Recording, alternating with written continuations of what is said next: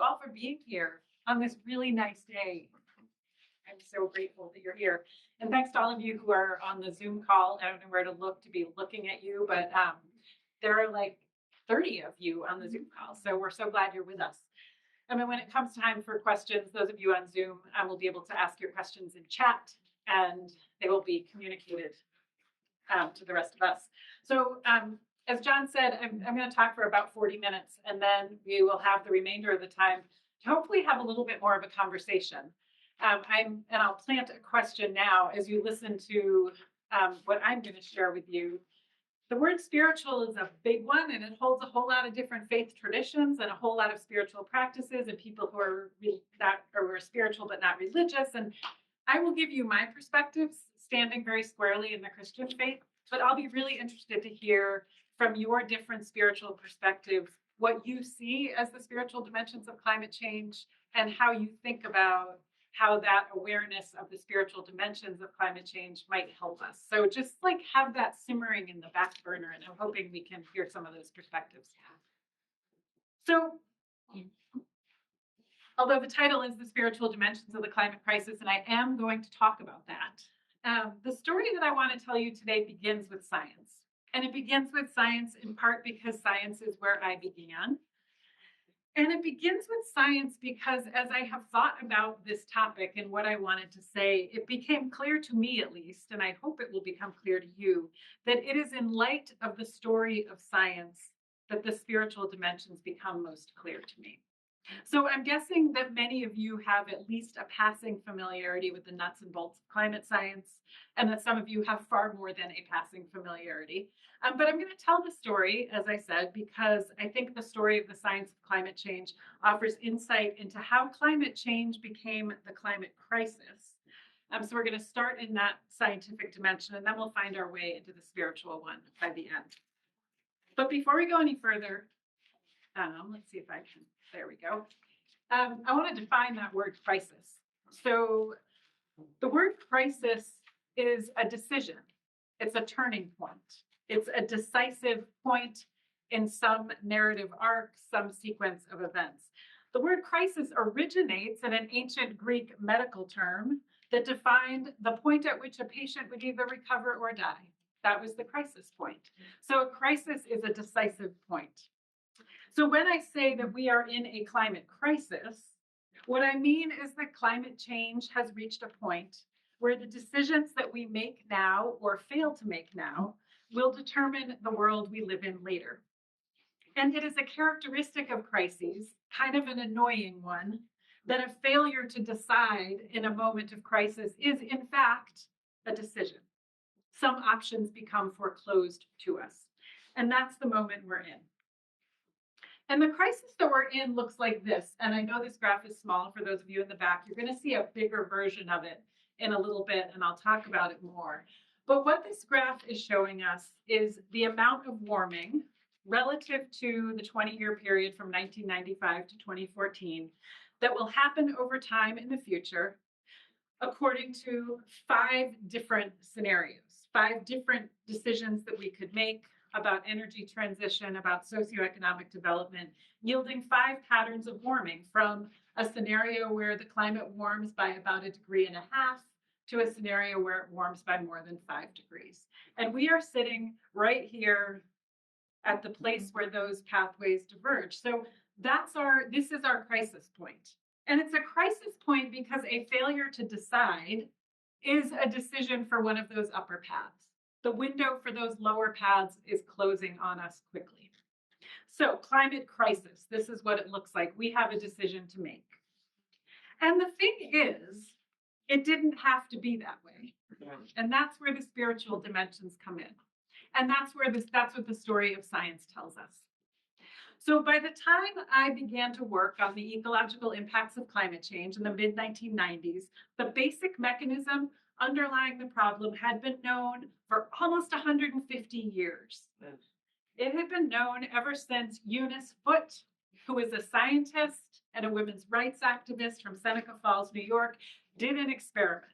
She isolated carbon dioxide from the air, and she used a glass cylinder and a simple thermometer to demonstrate that a cylinder full of carbon dioxide placed in the sunlight warms more than a cylinder of regular air. So these are her data from the paper she published. This is the temperature in degrees Fahrenheit of air in the sun that just has just regular old air from the atmosphere and carbonic acid or carbon dioxide. And you put these two cylinders in the sun, and the one with carbon dioxide in it gets warmer than the one with regular air. That was 1856. So with that simple experiment, Eunice Foote became the first person that we know of to demonstrate that carbon dioxide has the capacity to trap heat. Her 1856 paper concludes that an atmosphere of that gas would give to our Earth a high temperature, and if, as some suppose, at one period of its history, the air had mixed with it a larger proportion than at present, more carbon dioxide than at present, an increased temperature must have necessarily resulted. What inspired her? Let's Okay. I actually don't know the answer to that question, but let's hold. If you have questions, let's hold them, and I'll get to them at the end. But it's a good question, and I don't actually know. I don't know, but we could find out. Yeah. So 1856, more carbon dioxide in the atmosphere will warm the planet. 40 years later, Svante Arrhenius, a Swedish scientist, got interested in the climatic causes of ice ages. And he spent a year doing what he called tedious calculations and quantified the impact of a doubling of atmospheric CO2. This is a table from his paper. He calculated for different latitudinal bands, north and south of the equator, how much warming would happen in different seasons and then in the year, across the year as a whole, from a doubling of CO2. And he calculated that a doubling of CO2 would lead to 4.95 to 6.05 degrees C of warming. For comparison, the most recent assessment report of the Intergovernmental Panel on Climate Change, reflecting the state-of-the-art climate models that we have now, estimates that a doubling of CO2, which is the high emissions scenario, would produce 3.3 to 5.7 degrees C warming. So not bad for a guy with a pencil and a piece of paper. Toward the end of his paper, Arrhenius calculates how much CO2 enters the atmosphere each year from what he calls modern industry, specifically the burning of coal. And Arrhenius did that not because he was worried about global warming, because he wasn't. What he was worried about was an impending ice age. He was worried that the processes that absorb carbon dioxide, like limestone formation, might outpace the processes that emit carbon dioxide, and that atmospheric CO2 would fall and the greenhouse effect would be reduced and there would be another ice age, and that would be bad for Sweden. And so he was worried about this. And he concludes with what I can't help reading as a sigh of relief: "Fear not, dear reader, the burning of coal is sufficient to offset the absorption of CO2 by other geological processes." In other words, the burning of coal emits enough CO2 to be climatically relevant. So, to summarize so far our story, by 1856, there was published science describing the heat trapping capacity of CO2. By 1896, there was an estimate of how much warming would result from the doubling of CO2, and there were data suggesting that the burning of coal was a significant source of CO2, significant enough to affect the climate. 1896, 130 years ago. That's not to say there wasn't more to learn. There was a lot more to learn. The climate system, it turns out, is wickedly complicated. This is a simplified version of things that affect the climate. And so we're talking about CO2, these gases up here, but the climate is also affected by variation in solar input, by clouds, by interactions between the atmosphere and the ocean, by how much sea ice there is, by how much land ice there is, and therefore how bright the surface of the Earth is. All of these things affect the climate system. And Arrhenius didn't know much about any of that. His estimate of the effect of a doubling of CO2 didn't tell us anything about spatial heterogeneity, how's that warming distributed across the Earth, or impacts on precipitation, or the cascading impacts on the various components of the biophysical system listed here. So there was a long way to go back in 1896, but it's striking that we knew the basics that long ago. But we know a lot more now, and I'm actually going to fast forward through the history and not go decade by decade, and just bring us up to the present. And here are some things we know now about climate change. We know that the emissions of greenhouse gases, the gigatons of carbon dioxide emitted each year, has been rising steadily ever since Arrhenius. More and more and more carbon dioxide, mostly from fossil fuels, some from land use change, and these are emissions of things like methane, non-carbon dioxide greenhouse gases.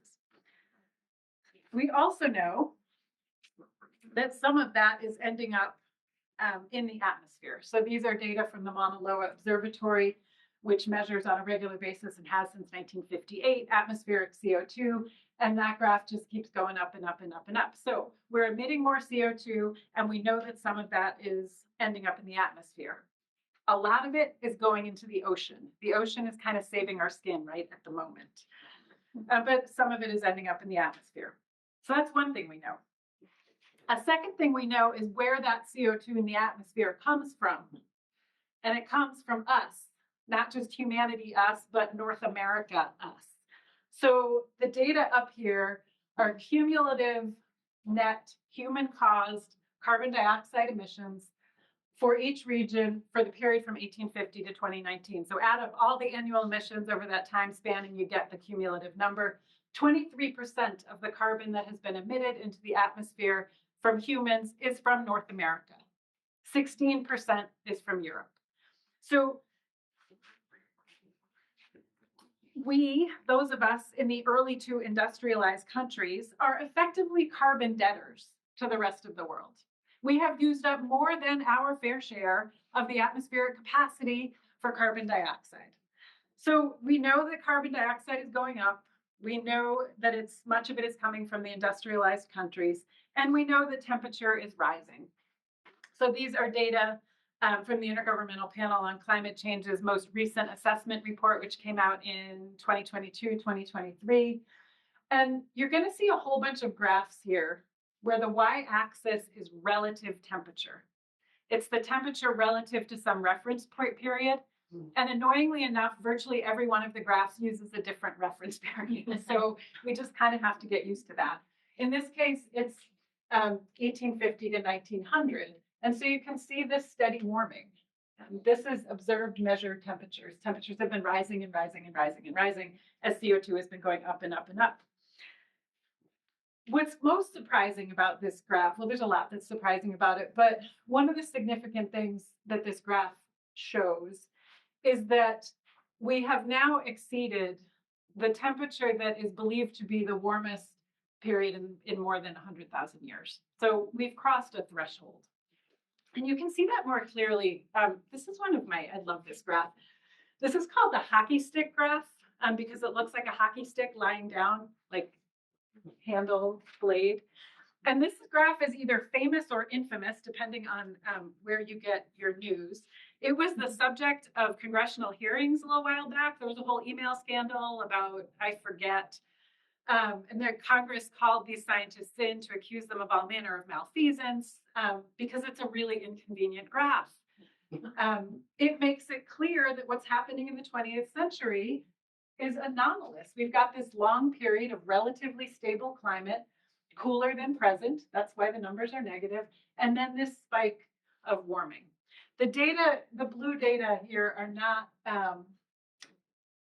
not measured. They're not thermometer data. They're from various proxies that tree rings, ice cores, coral reefs, things like that that measure temperature indirectly. But it gives you a sense of how anomalous the 20th century is. And it's worth remembering that if the numbers look small, so like by the end of that graph, which is only goes up to 2000, we've got about a half a degree of warming, which sounds pretty small. The difference in global temperature between an ice age and not an ice age is about 4 degrees Celsius. So half a degree is a lot. The latest Intergovernmental Panel on Climate Change report concluded that the warming that we have seen is unprecedented over many centuries or millennia. Okay, so greenhouse gas emissions are going up, CO2 is going up, temperature is going up, and that rise in temperature, the assessment is that it is unprecedented. Fourth thing is that the IPCC, Intergovernmental Panel on Climate Change, reports that it is unequivocal that human influence is the cause. So there has been about a degree of warming. That's what that bar shows. And this measures how much of that warming is due to total human influence, and it's about a degree. The amount of warming due to solar and volcanic activity, so natural drivers, is about 0. The amount due to internal variability is about 0. So human influence is unequivocal. If you have a scientist in your life, then you probably know this, but if not, it's worth knowing.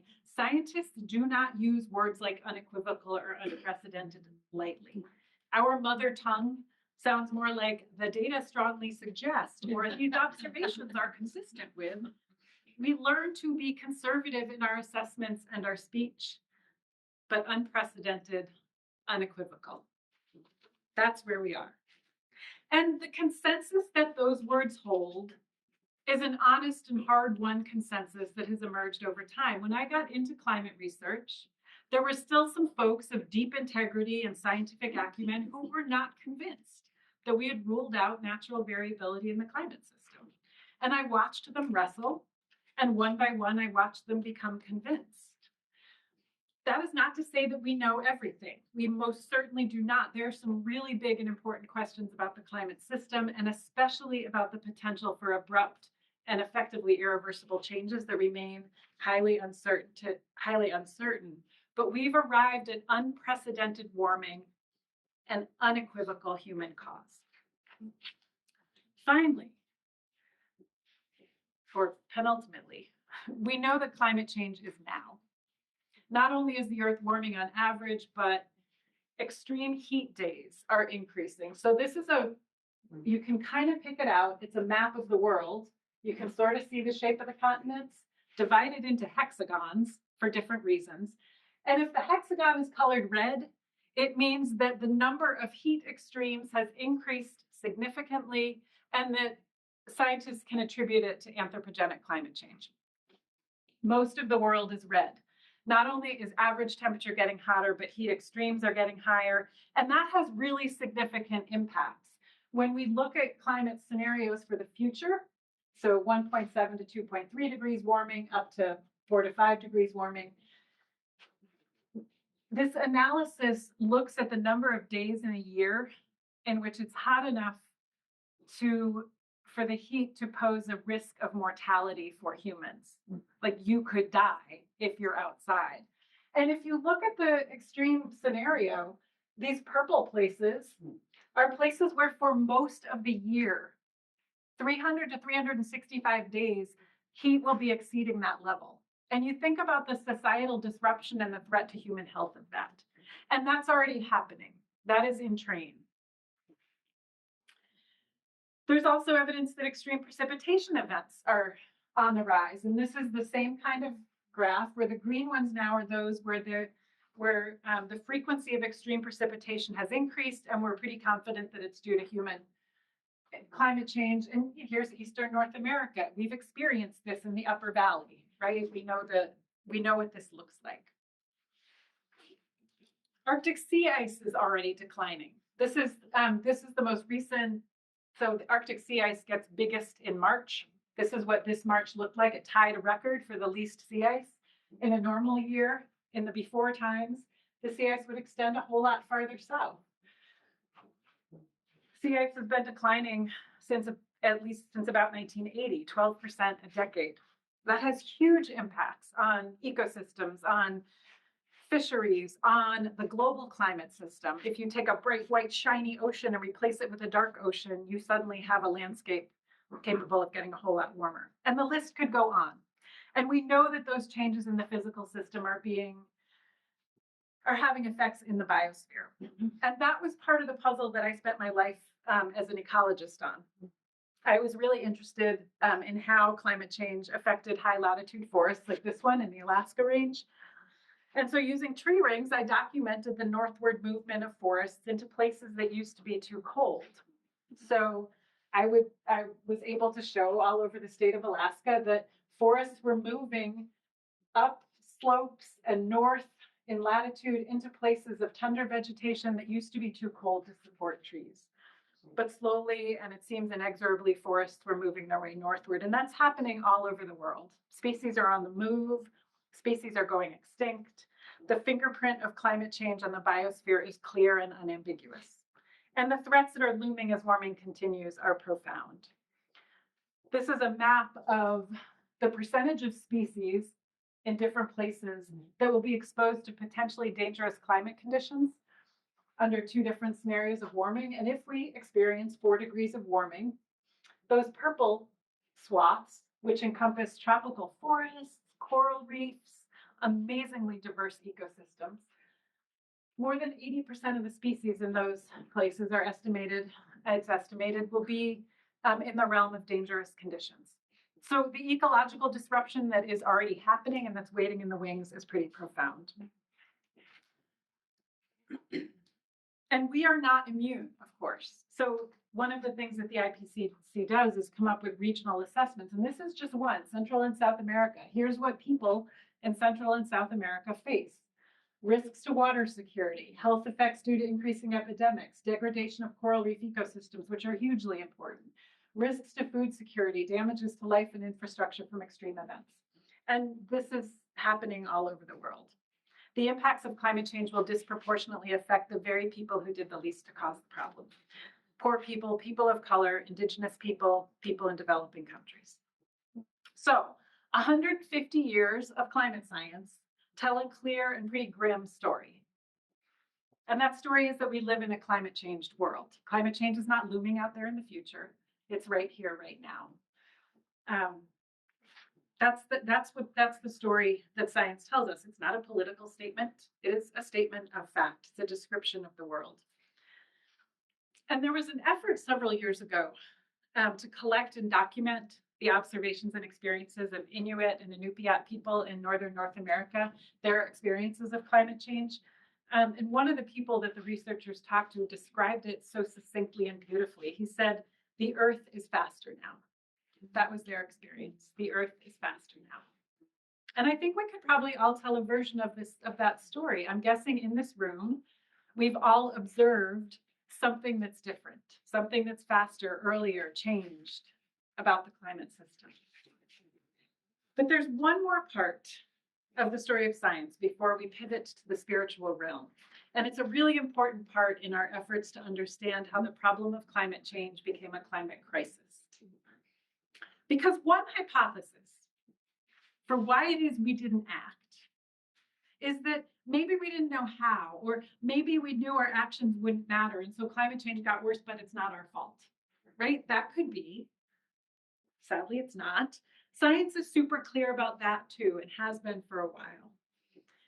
The single biggest variable of all the parts of the climate system, the single biggest variable in how much warming will happen is us and the decisions that we will make. That's both good news and bad news, it turns out. But this graph is an illustration of that. It is the best projection, this is the one you saw earlier, of climate warming under different scenarios of socioeconomic development and energy transition. Those two blue lines that limit warming to 2 degrees Celsius are what's called the sustainability path. It reflects both national and global policies that focus on human well-being, clean energy technologies, and the preservation of the natural environment. It assumes international cooperation is high and that inequality is reduced. That pale orange line in the middle that lands us at about 3 degrees warming is called the middle of the road development, and it's basically a continuation of current development patterns. So if we keep doing what we're doing, that's where we end up, which is actually a lot better than it looked a few years back. Like, we've actually avoided some of the worst scenarios, which is significantly good news. That dark orange line that lands just a little bit above 4 is called the regional rivalry trajectory, in which there is a heavy reliance on fossil fuels, especially coal. Nationalism drives policy. There's a focus on regional and local issues over global, and you end up with a world that has very high inequality and very high variation in energy use. And then the high red line is fossil fuel development, where we just go all in for fossil fuels globally. And that lands us with what would be a catastrophic amount of warming. What's important about this is that the future is not yet written. It is not yet written. and we are the ones that will write it. Which, as I said, is the good news, bad news story here. The good news, the genuine good news, is that the most recent IPCC report concluded that we actually have what it takes to do this blue line. We have the technology we need, for the most part, to make the transition we need to make, to minimize the harm and maximize the good. And in addition, in this little footnote in the most recent IPCC report is this sentence. The global economic benefit of limiting warming to 2 degrees Celsius is reported to exceed the cost of mitigation in most of the assessed literature. In other words, it will be expensive to make that transition, but it will be cheaper than letting the climate warm and having to mitigate those effects. So more well-being, better natural environment situation, cleaner energy, and cheaper. And we avoid catastrophe for billions of people. And we have the capacity to do it. That's the science story. And it's a beautiful story of knowledge building on itself, of collaboration between scientists across political boundaries, of the unselfish sharing of data, of people willing to change their minds, of knowledge getting clearer, and a path forward emerging. And yet, as compelling as that story is, almost more compelling still is our failure to act in the face of that story. Our failure to act in response to an ever clearer harm coming our way. We've known about this phenomenon for 150 years. We've known that climate change is a problem for decades, but meaningful action has been slow in coming. And I don't mean to diminish the Paris Accords and other international efforts, all of which are crucially important steps forward. But there is a tragic gap between what we know to be true and what we have been willing to do about it. That gap has remained chasm deep. And there is more than one reason for that. And for a really long time, the reason that I spent time focusing on was scientific literacy. The idea that inaction was just inadequate understanding. And if people just understood the science, they would do the right thing, they would act. In which case, we bridge that tragic gap between what science knows to be true and what we're willing to do with education, with more science literacy. And I used to think about it only half in jest as the quest for the perfect graph. If I could just come up with the perfect, clearest, most easily comprehended graph, comprehension would dawn and everything would be fine. And as it turns out, it's not that simple. I still think scientific literacy is crucial, but it turns out that scientific literacy is not as simple as me making the loveliest graph I can make, because one of the things that scientists learned along the way is that facts alone don't actually change minds particularly effectively. We fit the facts we receive into the pre-existing narratives with which we make sense of the world. And there's really good data to suggest that not only do facts not change minds, but if you answer someone's skepticism with facts, they will actually double down. Their skepticism will deepen and they will grow more entrenched because their core stories about the world are threatened. So if we want to change minds, we need to connect differently. We need to connect the story of climate change to the stories that matter to a person, which might be about farming or fishing or faith. And over the years, scientists and journalists and novelists and poets and artists have all gotten on board with that project in a really beautiful way. And the story of climate change is now being told in all kinds of new ways. This is my most recent discovery. Madeline Jubilee Sato is an artist and cartoonist. If you know Ayanna Elizabeth Johnson's book, All We Can Save, she did the illustrations in that book. And she has this book called Visual Poems for Living in a Climate Crisis.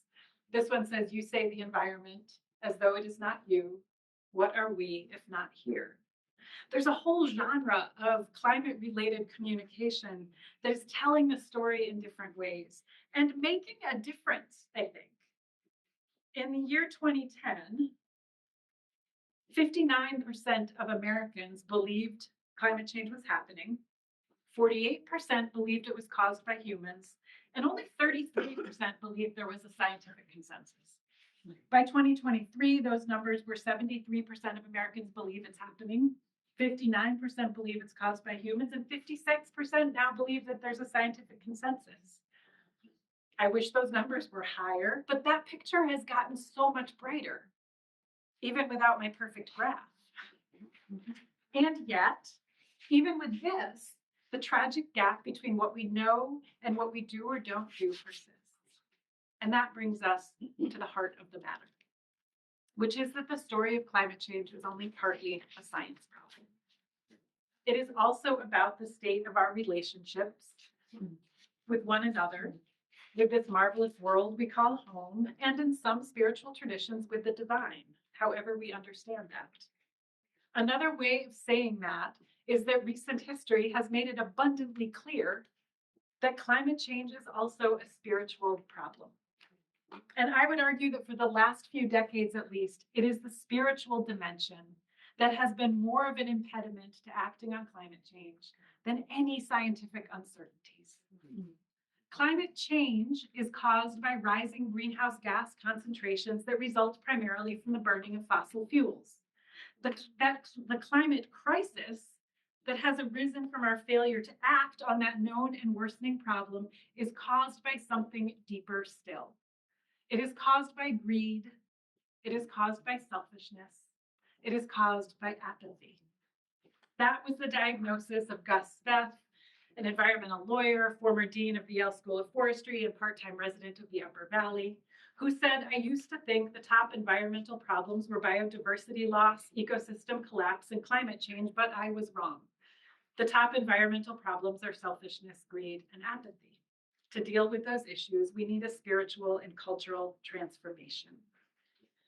Greed and selfishness and apathy are symptoms of a life that is out of right relationship with ourselves, with neighbors, with the divine. And that is what has created the climate crisis.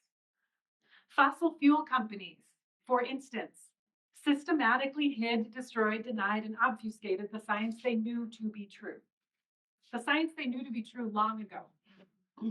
They systematically opposed any efforts to address climate change, and they had the help of politicians whose careers they funded. A whole lot of people systematically chose profits and their own personal enrichment over the well-being of billions of people and countless species, their neighbors on this, our only planetary home. That is what greed looks like. That is what rampant self-interest looks like. And that too many consumers and too much of the voting public went quietly along for a long, long time is what apathy looks like. We have had more than enough science to act for more than enough years, but we didn't because people in power chose self-interest and too many others chose to be uninvolved. And so the problem of climate change became a climate crisis.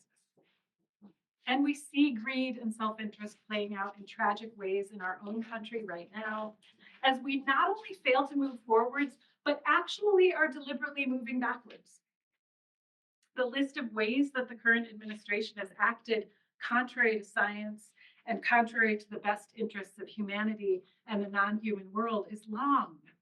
On my own personal top 10 list, I'd include withdrawing from the Paris Climate Accords, withdrawing American scientists from the IPCC, repealing the endangerment finding that undergirded the regulation of CO2 emissions, an executive order called Unleashing American Energy that paused funding for the Inflation Reduction Act related to climate change and clean energy, as if somehow those are not American energy, and directed agencies to eliminate permitting delays for new fossil fuel development, the declaration of a national energy emergency that allows agencies to bypass or fast track normal review processes for fossil fuel development, a wind energy moratorium, emergency orders blocking the decommissioning of several old coal-powered plants that nobody wanted and everybody was perfectly fine retiring, efforts to close the National Climate and Atmospheric Research Center in Boulder, which is pretty much the foremost climate research lab in the world, the firing of all the authors on the US's sixth National Climate Assessment Report, and just recently a dismantling of the US Forest Service's research function. So our national policy right now in this moment of climate crisis boils down to more fossil fuels, less renewable energy, and a wholesale dismantling of the scientific infrastructure that helps us to understand, predict, and mitigate the climate crisis. Climate change is about greenhouse gas emissions. The climate crisis is about human greed and self-interest and apathy. And there are two reasons, at least, that it is important to recognize that distinction. This conversation about spiritual dimensions of climate change is an important one, and it actually is a hopeful one. I think it's one that starts to chart a path forward for us. The first reason it matters is that, as it turns out, understanding a problem's root cause is often helpful to trying to solve it. One of the central problems that climate science has successfully addressed in recent decades is the problem of attribution. How do you correctly attribute observed changes in climate or in the biosphere to the phenomenon of anthropogenic climate change? That's what climate science is all about. This is an attribution project. And attribution is to climate science as diagnosis is to medicine. It's how you understand the problem. So understanding that the root cause of our inaction is not scientific uncertainty or even inadequate scientific communication, but spiritual and cultural afflictions like greed and selfishness, allows us to start to understand how we might move forward. Naming the climate crisis as a spiritual problem changes the story and it changes the conversation. Bill McKibben shows us that in a searing piece that he wrote on Sunday that actually opens with his invitation to not read it. But I do recommend it. He says, when I started writing about the climate crisis in the 1980s, I was in my 20s, and I didn't fully comprehend that there could be a force on this planet so steeped in greed and power that it would sacrifice the earth and its inhabitants for its own narrow interests. But there is, and it's big oil. And then he says, over time, their evil came into ever sharper focus. Evil is a big word. We might not all agree with evil, but in some ways, evil does not feel like a stretch when we're talking about companies profiting off of war to the tune of $30 million an hour in excess profits to the 100 largest oil and gas companies since the Iran war began, and risking the lives and well-being of billions of people by putting up obstacle after obstacle to meaningful action on climate change. Naming greed, naming evil, if that's what we see, is important because it places us in a different story. It moves us out of arguing about science that's not really an argument about science and puts us into a harder story, but one that gets to the heart of the matter. If greed and selfishness and apathy are the root causes of our failure to act, then solving that problem requires spiritual transformation, a move back into right relationship. And we all inhabit spiritual traditions, even if that's no tradition at all. We all have resources to draw on that can help us understand how to do that, that can give us tools for thinking about what does that kind of spiritual transformation look like. In the Christian tradition, it looks like Pope Francis in his encyclical Laudato Si, calling for an ecological conversion. He writes, the external deserts in the world are growing because the internal deserts have become so fast. He's quoting Pope Benedict there. For this reason, the ecological crisis is also a summons to profound interior conversion. It must be said that some committed and prayerful Christians, with the excuse of realism and pragmatism, tend to ridicule expressions of concern for the environment. Others are passive. They choose not to change their habits and thus become inconsistent. So what they all need is an ecological conversion whereby the effects of their encounter with Jesus Christ become evident in their relationship with the world around them. Living our vocation to be protectors of God's handiwork is essential to a life of virtue. It is not an optional or a secondary aspect of our Christian experience. Conversion is a word that probably carries some baggage, but etymologically it just means to turn together. Ecological conversion we could understand as a turning toward the earth. This is a picture from the Artemis mission. It's a turning toward the common good. In some traditions, it's a turning toward God. The science is clear. The argument we're having is not about science, even when we pretend it is. It is about the values we hold dear and the future we hope for. It's about whether we want a society sculpted by greed or one marked by generosity, whether we want to uphold selfishness as our highest and best virtue or care for the common good. It's about which we value more, the common good of the many in our common home or the short-term good of a very small few. It's about whether we care enough to leave behind the comfort of our apathy and take up the work of repairing the world, what the Jewish tradition calls tikkun olam. And we need to start naming that reality, and people of faith in all of the traditions are in a really good position to start doing that, using the languages and idioms and stories of our faith traditions and leaning on what those traditions say about what to do about the spiritual ailments that afflict the world these days. That's the first reason that it matters to name the spiritual dimensions of this crisis. And the second is this: we all need our spiritual moorings, whatever those look like, in order to maintain hope, and as a deep well from which to draw better stories that can guide us into the future. There is a passage in Christian scripture. It's the story of the day of Pentecost, when the Holy Spirit is poured out on all flesh. And words from Hebrew scripture, from the prophet Joel, are spoken aloud by the apostle Peter in a crowded public square. And he says, "And your young ones shall see visions, and your elders shall dream dreams." Moving forward means naming the hard realities of the here and now, telling the story of what went wrong, of what's going wrong, about greed and selfishness and apathy and evil.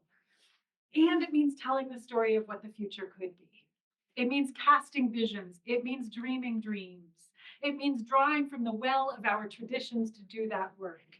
And that is work that sits so beautifully in the brackish waters where science and spirituality meet, because science has a lot to say about the potential futures that lie ahead, and our visions and our dreams about what our common life together could be can help bring those futures to life for our collective imagination. They can give us a glimpse of what could be waiting for us if we do the hard work that we can do, a glimpse that will nourish us and nurture our hope in these really wildly challenging days. Here's one of my favorite. I'm going to leave you with this. This is one of my favorite such visions of what could be, written in 1979 by Judy Chicago. It's called Merger Poem. And then all that has divided us will merge, and then compassion will be wedded to power, and then softness will come to a world that is harsh and unkind. And then both men and women will be gentle, and then both women and men will be strong, and then no person will be subject to another's will, and then all will be rich and free and varied, and then the greed of some will give way to the needs of many, and then all will share equally in the earth's abundance, and then all will care for the sick and the weak and the old, and then all will nourish the young, and then all will cherish life's creatures, and then all will live in harmony with each other and the earth, and then everywhere will be called Eden once again. We could get there. May it be so. And at this point, I would love to hear your questions. I'd also love to hear your ideas, your thoughts. If there's something that you're pulling from your tradition that feels relevant to this conversation, please toss it in. And I'm going to stop sharing my screen so we can see all the faces on the Zoom screen. So if you're on Zoom, if you don't want us to see your face, you can turn off your camera. But if you do want us to see your face, it would be lovely to see your faces. So, question. Doing that, could we just give you a round?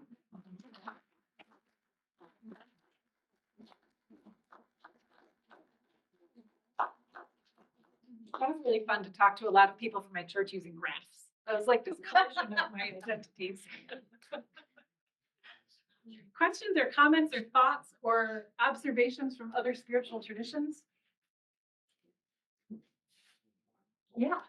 I would say it feels really critical to hear about the pendulum swing in Western society from focus on the rational mind and that being the primary driver on a lot to more in the middle, where a lot of the other capacities we have are valued. Yeah. And I think, without that, we get led, I think, into conflicting language and conversation about our political systems, our economic systems, and bless you for taking the mantle and trying to spread the word that middle road back away from the rational course we've been on is a much more sustainable course. And so I appreciate all you've said. Thank you. Thank you. Yeah, it was a journey for me. I mean, I was schooled and I really did believe, like I kind of make a joke about the perfect graph, but I actually kind of believed that if people just knew, but it leaves out the full complexity of humanity. And I think that's been a really beautiful thing that has happened. The partnerships that have developed between science and religion, which have not historically played nice together in recent history, have been really beautiful, and they've been a really important part of that. Yeah, so thank you. Yeah. I've been appreciating the Native American perspective as in breeding sweetgrass. Yeah. I'm thinking about us as a whole, just one of the animals on the earth, having a certain humility that we as humans really don't have generally when we look at the earth. And she has just a lot to say. Yeah. And I love the creation story, which I have it written somewhere, but I can't repeat it. That is much more inclusive. It doesn't put man or men and women, humans at the top of it. Yeah. At the top of it doesn't appear. And I think humility when we face this is very important. And love for the earth and a sort of oneness, a feeling of oneness with the earth. I think one of the things that gives me hope is the generosity of the earth. Yeah, yeah, yeah. It's much breeding sweetgrass invites us into a view that is so much more about reciprocity and kinship. And I think, part of the spiritual dimensions of climate change that I didn't talk about is the ways in which the Christian tradition, for example, has been really complicit in a lot of this. The Christian church was really quiet for a long time, and did not speak up when it could have spoken up. And I think one of the things that's happening in the Christian tradition is a reexamination of some of our older roots that actually speak to a theology of kinship, that speak to the sacredness of the earth, that speak to our relatedness to the rest of creation. And I think, and that resurgence is a cause for hope for me. And you're right that there are in indigenous religions and in a lot of religions, there are some really beautiful models that we can draw from around how to think about kinship and reciprocity and generosity as the core values. Yeah. Okay, Abraham. Are you guys, how do you guys want to? If he wants to speak directly Sure. into the room, he can do that. All right. He'll have to unmute himself. You'll have to unmute. And if you can't unmute, you can type a question into the chat. Push the space bar. Yes, no, it's not fun. If you hold the space bar down on your keyboard, there you go. Okay. Thank you. Yeah, I'm a climatologist and retired. But I'm questioning about the two factors which are important in the CO2, namely the fossil fuels, but also the land use. Yeah. Land use, enormous land use which is used by cows and sheep. Yeah. The cut down of trees. And there's recent research that shows that the cutting down of the trees and the land use for the cows, which are enormous, Yeah. is much larger than the cost fossil fuels. Mm. And that is very serious because everybody says fossil fuels are most important, but that's not at all true. The other one is 3 times bigger than the fossil fuels. Well, cutting down of fossil fuels would not help for global warming at all. We need to get cows. There are too many cows. They are such mass of cows. All the food is given for the animals, domesticated animals. There is a big True. Land use question. change is part of the puzzle. All of the data that I have seen and the data in IPCC reports still suggest that fossil fuels are a much larger source of that carbon dioxide, but that's not to say that land use change isn't important. And that livestock, for example, methane production from livestock, I haven't talked about methane at all, but methane is a much more potent greenhouse gas. So yeah, it's a complicated picture. There's a lot of different causes, but right now the best science suggests that fossil fuels are the primary driver. At times in the past, land use change has been more important. So early 1900s, clearing was more important than it is now proportionately. But thank you. Yeah, Jared. We have another question from Zoom. John writes, as a number of authors have noted, the capture of our young in an electronic virtual universe has deprived many of them of the direct experience of the living environment that many have previously enjoyed. How can we reach these young people more effectively? Oh, I love that question. Thank you, John. And yeah, that feels absolutely front and center to the spiritual dimensions of climate change, that if we do not have a relationship with the world outside our doors, it's harder to care about it, right? We care about the things we know.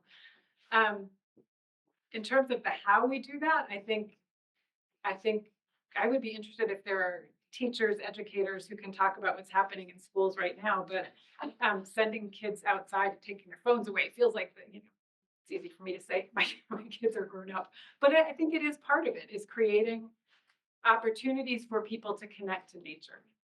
And that can feel like a really daunting thing if you grew up apart from nature. There are an awful lot of urban areas where green is scarce, and the scarcity of green is a heavily racialized phenomenon. And the notion that we would develop a relationship with nature isn't, it feels easy here in the Upper Valley where we can walk outside and there it is, and it's kind of friendly and there aren't that many things that want to eat us and kill us and such. But I think it takes giving people opportunities to get to know the natural world. My experience with college students is that if you take a group of people and bring them out into the woods and just help them learn what's out there, people are pretty. E.O. Wilson had this idea of biophilia, that we have this hardwired gravitation towards the natural world. And that's certainly my experience of young adults, college students, is that even the ones who thought they hated being outside, like if you allow them to be warm enough and safe enough and give them some words for what they're seeing, it's a transformative experience. So I don't actually think it's all that hard. It logistically, it just takes doing it. So yeah. Two things. One, I want to invite everyone in the room to come to Ben's and experience awe and wonder. Yes. And the other is how to practice spiritually with the feelings that arise toward, I don't even want to use the word perpetrators. I want to be in a we. Yeah. And it's very, very hard. So what to do with, and so I think that we're living in times where there's really profound grief. Oftentimes I think grief is often what is underneath anger. And I think there's grief at what's happening to the world. I grieve the people who are doing this damage, because I can't imagine what it would be like to live that life where I thought that my bank account was the most important thing. I think there's a lot of grief, a lot of different kinds of grief. There's anticipatory grief. There's grief of, it's complicated. And so one of the things that I'm interested in is how we create places of lament. There are other cultures that do lament much better, where lament is public and grief is public, and it's something that we share. We don't go home and feel sad in our own little houses all by ourselves. Lament is also prophetic. When we're grieving in public, we're acknowledging that all is not well. And so when I was pastoring on the coast of Maine, there was an interfaith community called the Reversing Falls Sanctuary, which was very interested in climate change and environmental sustainability. And we held laments there. We gathered in a space of lament, and we brought our grief and we shared our grief, and we talked about what grief felt like and where we hold it in our body. And we actually created a space to talk about that. And it was powerful. And I remember telling someone I was going to a service of lament, and they looked at me and they said, that doesn't sound fun at all. and yet, and I got that, yeah, right, it doesn't, but I have never been in a space that was so open-hearted, where there was both tears and so much laughter. Because it turns out when you give yourself space to feel things, you can actually feel all the things. So that's something I'd be really interested in thinking about as an interfaith practice in this community, is how can you do that? Because we are holding a lot right now, carrying a lot of grief. Can you say anything about forgiveness? Forgiveness. Oh, I could talk about forgiveness. How much time do we have? Yeah, so we need to like, we're gonna, at some point, we are going to have to, like, there's just one planet and there's just one country. Like, we have to figure out how to forgive each other. I can tell you that forgiveness is not easy, that being forgiven is not easy, and that there are actually models for how to do that at a large scale. There are people who have thought about what are the practices of repentance and reconciliation and accountability that can be part of that kind of healing. But yeah, we're gonna have to get there too. And yeah, and it's a little daunting to think about. Yeah. Yeah. Somewhere over here, was there a There question? was one more question in the back over here. Okay. Yeah. Oh, I'm a climate scientist and graduate student, and I work with young folks younger than me often. But so I just had a thought about the conversation around young people and bringing them into this movement. And I sort of came up in the climate movement as someone spending a lot of time outside, and that was my entry point. But since being in it, I found there's like many ways in. And so I don't love phones, and I don't think it's like great that we're all on our phones, but I also, I think a lot of people are moved to be doing this work for many reasons beyond just spending time outside.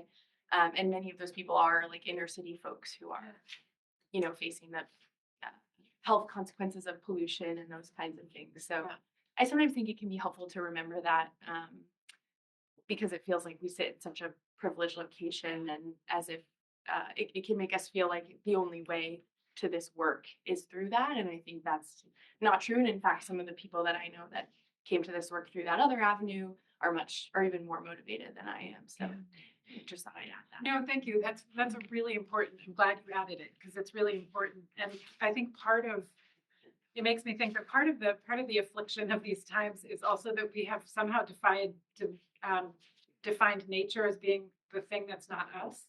And so we think about having a relationship with nature as I'm going to go out in a forest, and I love to do that. But in fact, the whole thing is nature.